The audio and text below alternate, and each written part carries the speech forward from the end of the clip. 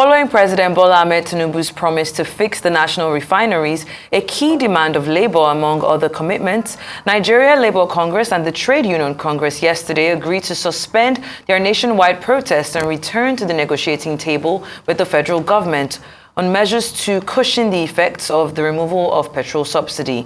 The unions also cited intervention by the Senate, which pledged to, within 1 week, get more involved and try to resolve the issues in dispute.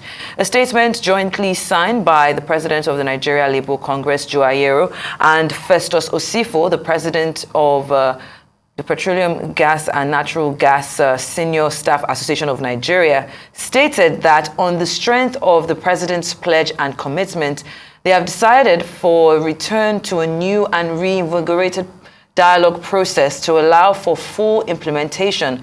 The meeting at the presidential villa came hours after the unions embarked on a nationwide protest against economic hardship caused by the removal of subsidy on petrol.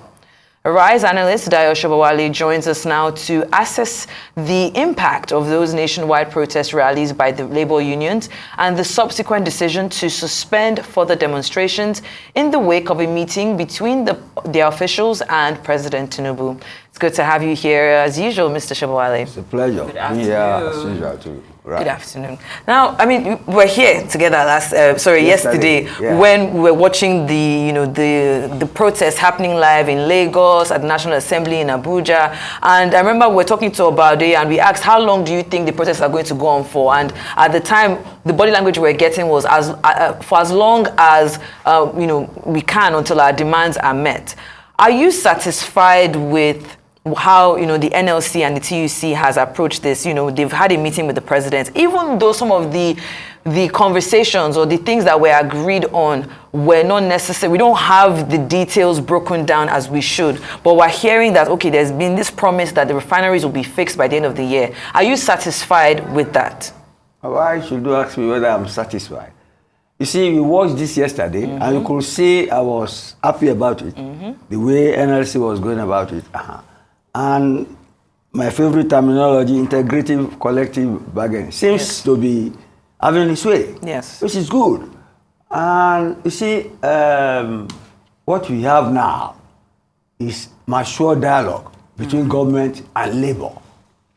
You see, we'll be talking of palliatives, which has frightened the daylight out of some of us, that it will resort to protest, and protest will end in violence.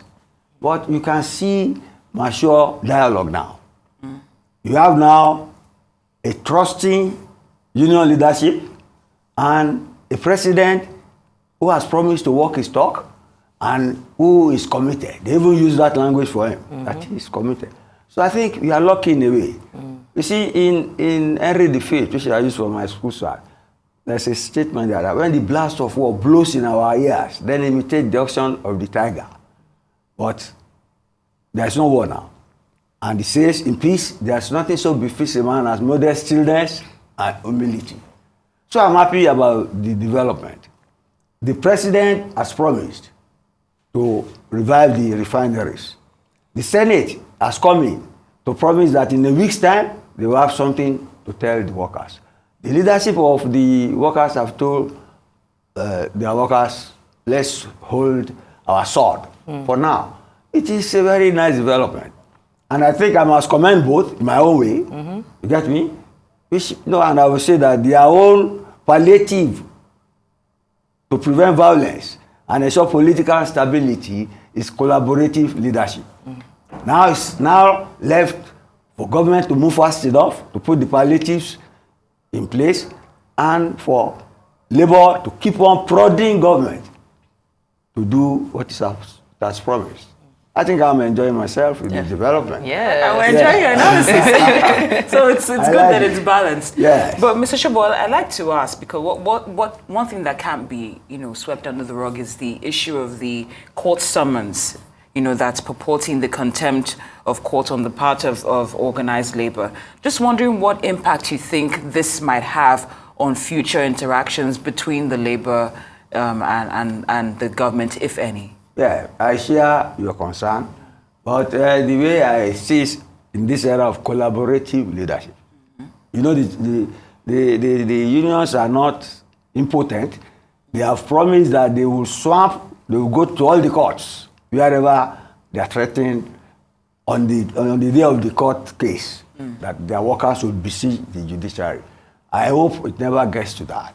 Given the mood of collaboration, understanding, and mutual respect between government and the labor leadership now, I expect government to tell, even if they end up in court, to tell the court that they will settle out of court. Get me? Yes. Because negotiations continue. I expect government to stem that tide. You know that one is the rule of law. But you see, the law is made for man, not man for the law. And you don't make an ass of the law. Do you get me now? The case can be settled out of court. It is the prerogative of government. Government cannot be blowing hot and cold. If it is committed to dialogue, and there is mutual respect for that dialogue, there should be no need for any court case. All right then. I mean, I'm glad you're happy and that you're enjoying Are this. you not happy? I am happy as well. Yeah, it should be. But we also need to look at history, you know. Yes. Now, a very good example would be the refineries, the Dangote refinery that was promised that was going to be fully operational by August. Now, this is August 3rd, and it almost seems as if we've not heard anything about that. And if we remember, last year, we were also promised that this same refinery that are now being promised again will be ready in December, was supposed to have been ready even before the current administration kicked off. So, fine, this has put an end to the protests, but when you look at the body language of the government from before, they have made certain promises, especially when it comes to these refineries, and they haven't kept those promises. So how ready would they be in the next 3-4 months to make sure that the PH refineries are working? You see, you don't doubt a leader's credibility until you have allowed him to perform. December has been promised. If for any reason it does not meet that deadline, there must be a reason. And we will all be in the know. And between you and me, it is more in his own interest to meet the deadline than either you or me. Because they say uneasy lies here that wears the crown. And then you see, he has so many things on his plate. But one thing I will caution is this. Towards the end, he's a new president, even though his party is in power. But his relationship with the former president was not that cordial. But you will recollect here that towards the end of that regime, the last presidency, towards the end, they were awarding many contracts. What I will ask now is that this regime should look at those contracts. Yes. Those of them that are possible to alleviate our problems now should be accelerated and put on the ground. Similarly, I read somewhere that some people are looting the warehouses of this emergency institution. Well, if there are palliatives there, if they are food, if they are for health, COVID has gone. COVID was a health emergency. This is an economic, political, food emergency. So they should take a look at these warehouses. Where possible, they make use of them to face the emergency we are in terms of health, in terms of food. That will go a long way. It will be even the best palliative under the circumstances. Well, Mr. Sobowale, a quick follow-up, I'm sorry. Yes. Do you think that one of the things that, between now and December that this current administration should be looking at is the 1.5 billion that was approved back in 2021, about 600 billion naira for the rehabilitation of this same refinery? Should a case be made for how that money was spent even in 2021? This president is sitting on the throne. The buck stops on his table. And he has promised December. I tell you, it is in his own interest, I repeat, to make sure he makes his deadline. And let's give him benefit of doubt. Let's give him credibility. I appreciate your optimism today, and it's great. I hope you are not being sarcastic. No, I'm not, Mr. Sobowale. Right. Far from it. Right. But here's the thing: when you look at the timeline of events, Yes. from Labour threatening to making its threats to, take some strike action, then the president addressing the nation about 24 hours before the time, and then things playing out. Is there anything you would have done differently from both sides, or you would advise to have been done differently in terms of approach, even though you're content with the outcomes? So far? I'm content. I'm okay with the outcome, but I will add one thing. You must admit, Labour has not minced words in saying what it wants. The president literally accommodated them. Do you get now? You remember the last president? The last president Very was well. like Frederick of Prussia. So my people and I have reached an understanding that to see what they like and I am to do as I wish.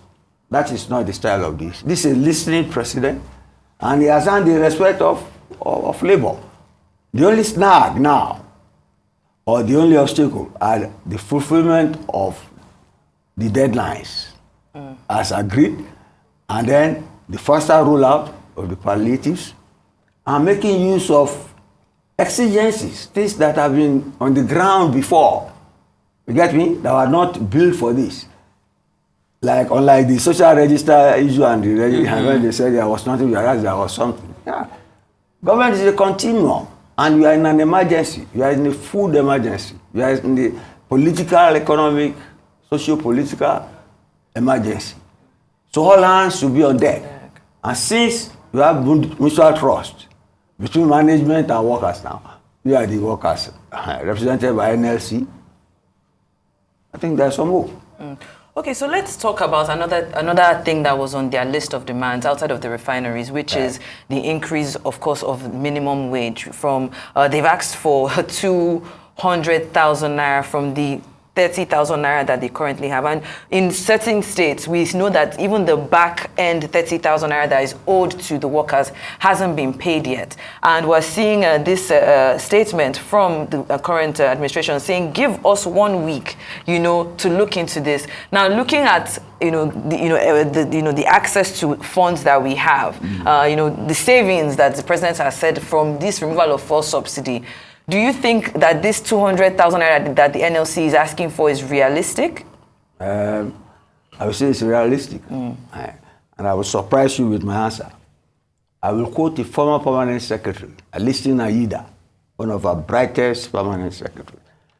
He wrote somewhere, and I read it, that Nigeria has a very wild economy. And we do not know all the sources of our revenue. You get me? So if there's a new government in place now, if you remember his record in Lagos, revenue generation was his strength. I'm sure once they sit down and monitor the economy and get all the sources, Nigeria is a great country. We can be able to look after our people. I'm confident about that. The unionists said it, and Nigeria is not a poor country. We should be able to look after our people. So I'm optimistic. If they plug the waste, the revenue generation, if they find the hidden sources of revenue, we can look after our people. It's not that people will just ask for a realistic something. But if they say 200,000, negotiations can come. It can be 150, 100, right? But to just say that something is impossible, I don't. Let us plug the waste in our economic system and look for new sources of revenue. That's where can make life better for our people. Well, you've done justice to this. If you don't mind expanding it just a moment, even though I'm told we need to go, so I'll probably need to save that for another day. But I wanted to ask you your take on the aspect where the president mentioned, regarding education, for instance, during his speech. If you were just content with the speech as it was. My I know. I wanted to poke the bear. Yes. I wanted free. We are going towards this. Yes. I'm still optimistic on Good, that too. good. Free education. And we're optimistic that you will join us again tomorrow, for wonderful analysis. And later on in the program, we appreciate your time.